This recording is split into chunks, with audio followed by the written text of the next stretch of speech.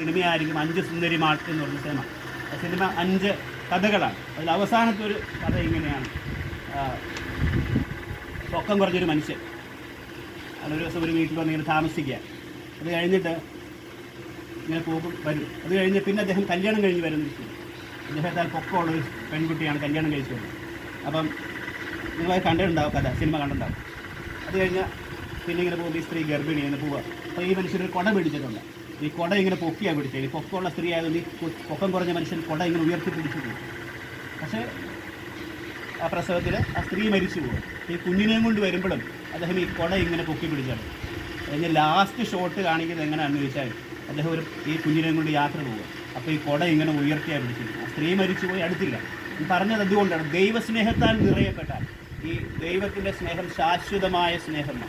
ഭാര്യ ഭർത്താവിനെ സ്നേഹിക്കേണ്ടത് എങ്ങനെയാണ്, ഭർത്താവ് ഭാര്യയെ സ്നേഹിക്കേണ്ടത് എങ്ങനെയാണെന്ന് വേദപുസ്തകം പഠിപ്പിക്കുന്നത് ക്രിസ്തു സഭയെ സ്നേഹിച്ചതുപോലെ പരസ്പരം സ്നേഹിക്കണം.